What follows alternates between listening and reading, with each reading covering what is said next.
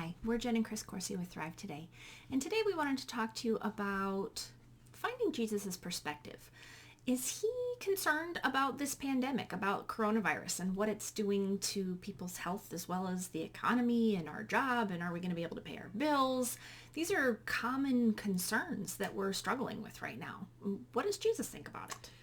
That's right. I mean, the difference between Jesus's perspective and our perspective is that his perspective brings peace.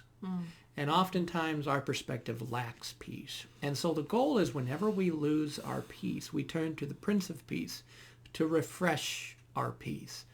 And so we want to interact with Immanuel a little bit like, Lord, are you worried about the coronavirus? Like, is this freaking you out? Because I'm kind of feeling worried about it. So I need to know, are you worried about this? It's kind of like how my sons, when they're afraid or bothered by something, they're going to come to me and they're looking for help and guidance by a bigger brain. So in a sense, this is us turning to a bigger brain to say, Lord, what do you want us to know about this? What do you see? What do you want us to notice here, God? And that's what we're trying to do. And so one of the ways we start with, trying to interact with Immanuel would be starting to sit in our relational seat first. So we think about the things that bring us some peace, that make us smile. So these would be God's gifts, and we remember God's presence. So I might think about the moments where I felt like Jesus was with me, that God was right there. And the goal is to sit in appreciation and sit and remember these interactive memories for at least 3 minutes. 3 to 5 minutes is usually a pretty good start. And what this does is it primes your master circuit. It basically primes your brain to start looking for Immanuel and interacting with Immanuel. So we sit, we feel some peace, remembering God's goodness and presence and gifts. And then we start interacting with Immanuel a little bit. And so I might say, thank you, Lord, for just this new puppy that we have.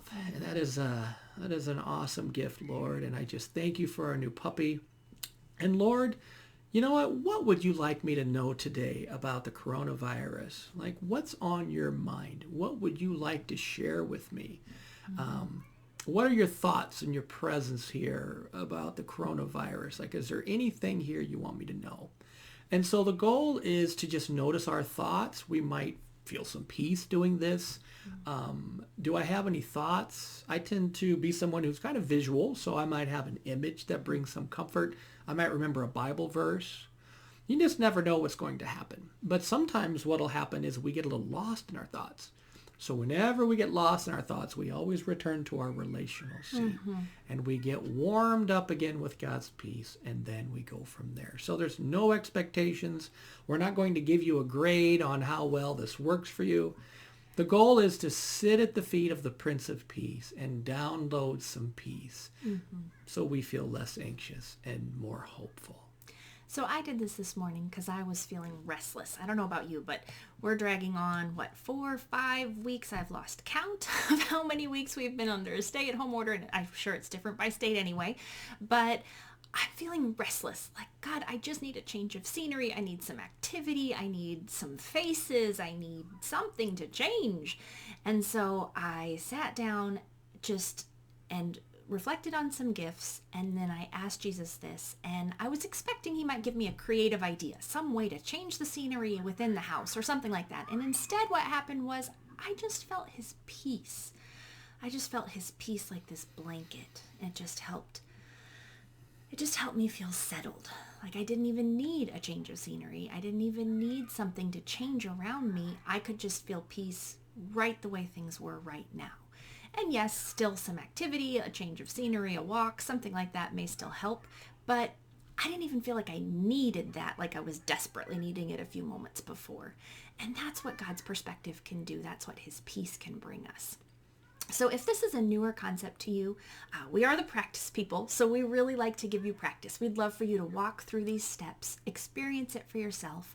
If you want more experience with it, we have a free webinar, Passing the Peace, under resources on THRIVEToday.org. And we also just recently had an online practice community event, Higher Altitude, Seeing Things from Jesus' Perspective. It's 3 hours of teaching and training and exercises to help you walk this out. So if you want a little bit more meat, people have been asking us, how can I dive deeper with some of these things? we're wanting to give you a few resources about how you can go deeper with these things. So blessings on your day. May you find Jesus' perspective in this. Yes.